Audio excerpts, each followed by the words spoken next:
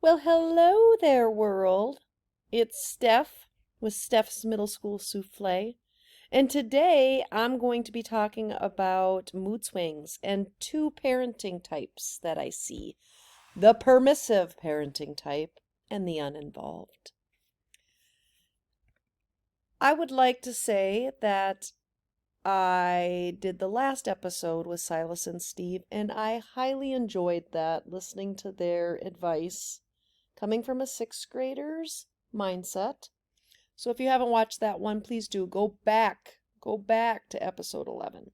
But today we're going to talk about two parenting types, the permissive and uninvolved. And next episode, we're going to talk about the other two parenting types, the authoritative and authoritarian. We'll recap in episode 14. And then next series will be at summertime and what to do with your middle school children who are not 14 or whatever. They don't have jobs yet. So, to this episode. Yeah, I was warned. I've been teaching 6th, 7th, and 8th grade, primarily 8th grade. And they said, my colleagues, my teacher parents, said, Steph, you just wait. You just wait. Your children, when they get to be a 6th graders, you'll see. You'll see. And they were right. Because I'm talking about growth spurts and mood swings. Yes, especially in the spring, they said. 6th graders in spring getting ready for 7th grade. Be prepared. And I had my book, of course, Yardsticks, and I had a lot of experience teaching 6th graders. And I know. And maybe you're seeing this at home too. I'm seeing it at home. I teach 8th grade now, but my 6th grade colleagues, of course, remind me. They're moody and they like to challenge rules. They have high energy and they must get some rest and sleep because they are growing. Some girls start menstruation at this time. Food's important. My son can't stop eating. Sarcasm emerges and slang. Oh my gosh, slang.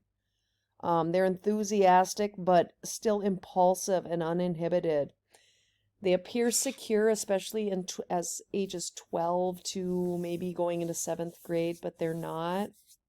They're going to appear like they have it all together. They don't. Peers are more important than teachers. And I can say this as a parent. I see this. I see this in my 12-year-old son. He'll be 13 in the fall, but I'm definitely seeing some of this growth spurt. Now, I haven't parented yet this age, 13 and 14. So if you're a parent of age 13 and 14, please chime in. 13s, I see this as a teacher. Their feelings are easily hurt, but they can also easily hurt other people. This is especially in 7th grade, beginning of 8th grade. They can be very mean at this age. Scared also, and they're touchy. Flaring anger. 14s, and I teach this age the most. This is the age, 13 and 14s, I have mastery over with teaching. They're louder. They're critical of their parental dress. They're critical of their friends too and the way they look. Critical of other people's ideas. This is the age that flip-flops, okay? So in 8th grade or late 7th grade, they'll either be a pain at school and really good at home, or they'll be great at home, but a pain at school. It's like one or the other. So I found this great coaster this past weekend that just reminded me of this episode. And I found it. I went with my mom to the Grand Depot near St. Cloud, Minnesota. And oh yeah, how to piss off your teenager. Really good. Buy Drink on Me coasters. Just say good morning to them. Sing any song from the 80s. Wake me up before you go. That song. It's a great song. Let's hear it for the boys. Let's hear it for mommy. Yeah. Pointer Sisters. You like that one?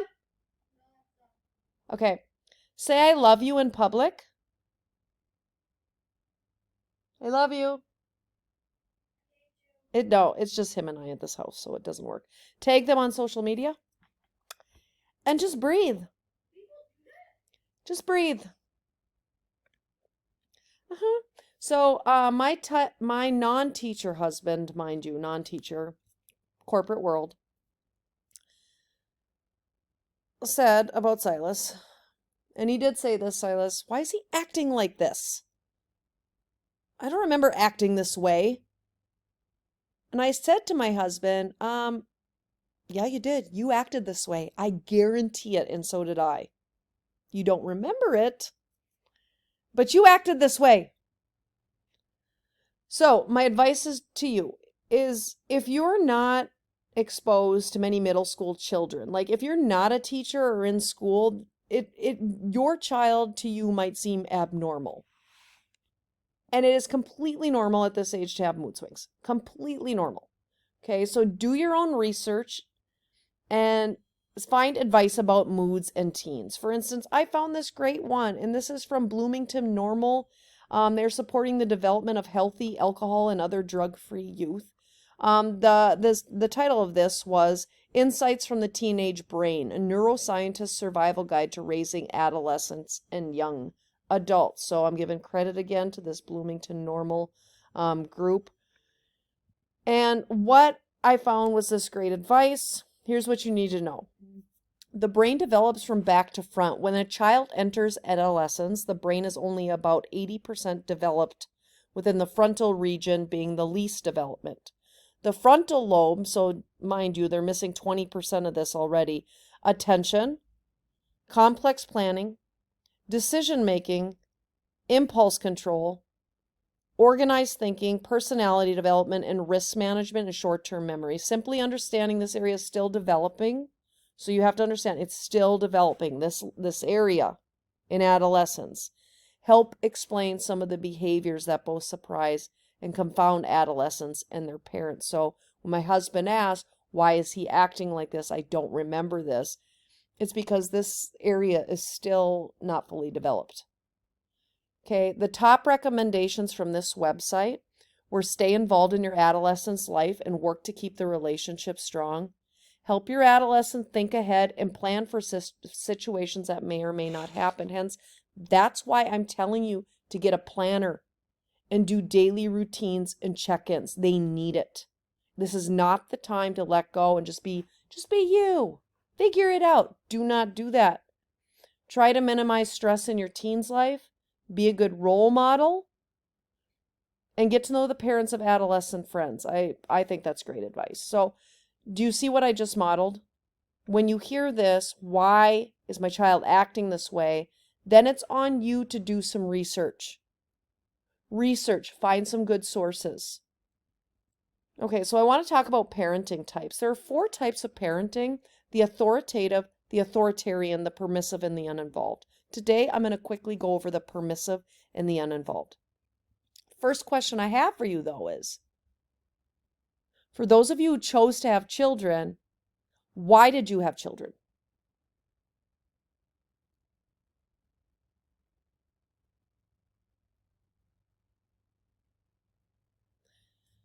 Okay, so I'm going to talk about this parenting right now, the permissive, and what I'm seeing at schools.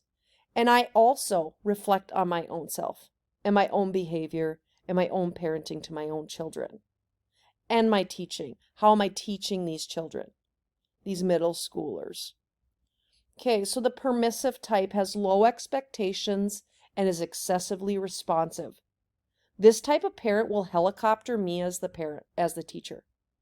They will check in their grades. They will send me a billion emails saying, did you check this grade? Why is this grade this?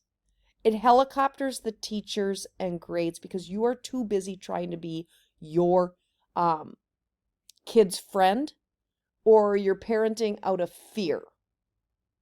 You're scared about something. This type of parent also talks way too much to their children. They lecture. They do too many choices also. This type of parent shares way too much with their child and allows the child to make too many decisions. Do not do this. This is not love. I will repeat multiple times. This type of helicoptering every situation is not love. You are not their friend. That is not love. You need to set some boundaries. A child, a teen, and a tween relies on safety and security, so you need to be the leader. Be the leader. At school, how do I see this child? In a group of anywhere between 20 to 45 kids in a class, we cannot accommodate all of your needs, parents. Okay, you're asking for way too much for one individual child. And right now, what I'm seeing as an educator, and other teachers can chime in, I feel like we're seeing way too much of this. I am one human, and I have about 160 to 180 students, or whoever I'm around. I'm around 315 eighth graders right now. I don't teach all of them, but I do care about that full class. So please be the parent. Set some boundaries for yourself and for your child. And yes, stop helicoptering the teacher and the other adults in this child's life. Set some boundaries. So the question that these parents would probably answer with permissiveness, why did you have children? This parent they love children. They wanted to have probably a billion, but in a self-centered way. This is an answer that you could possibly get. I want them to love me. I want them to take care of me when I get older. I want someone always there for me. I want someone to talk to me. I want to share my life with someone. It's almost like a codependency, it feels like. I want someone to want to need me. I wanted children to have a better childhood than I did. My parents were so strict, so I'm going to let them do whatever they want. Okay, and I'm going to be involved in everything that they do. Okay, so be mindful of the permissive parent, low expectations, excessive responsiveness. It can be one or the other. All right, the other type of parenting is the uninvolved. Oh my gosh, please don't do this. Please do not do this. I really, really, really would rather take a permissive parent than an uninvolved parent. This type of parent could be on their phones all day long, even at home relaxing. This child that you're with, the teen and the tweens, they do want your attention, but you just nod, okay. Or pretend like you're listening. They know, they're not dumb. Your kids aren't dumb. They can tell when you're not listening to them. My students will laugh and notice this and talk about this all the time in advisory. Yeah, I can tell when my parents aren't listening to me. They're on their phones. Okay, this type of parent, their screens are they allow screens in their kids' bedrooms. This kid probably has their own phone at a young age. Kid may or may not have a curfew, and here's the reason. The parents are either at work, like on work phone calls or doing their work, or they're out partying. So at school, what do I see? Usually kids are either super independent because they don't have an adult giving them guidance, but their type of independence, which seems like cool and successful, is on that kid's time. So they would only I'd say, hey, get to work in class. And they'd be like, oh, I'll just do it whenever I want to. It'll get done. I'm just going to sit here and do what I want. Okay, they struggle with adult directives. They don't trust adults. The parent at school will say, if your kid gets in trouble, oh, well, they never act like this at home. Drives me nuts. You know why? Because you don't give them any leadership or direction. So when I give them a direction, yeah, no wonder why they don't listen to me. So this type of parent might have had children because society told them to, or they felt like societal pressure to have kids. Or they might be like, no one gave me help when I was a kid, so why should I give them help? They'll figure it out. It'll toughen them up. Oh, don't do that. Okay. So in conclusion, just breathe. You're going to piss off your teenager anyway. I just think this is so funny. Okay, don't be permissive and don't be uninvolved. We'll get to what you should do next episode, but here I am. Steph's middle school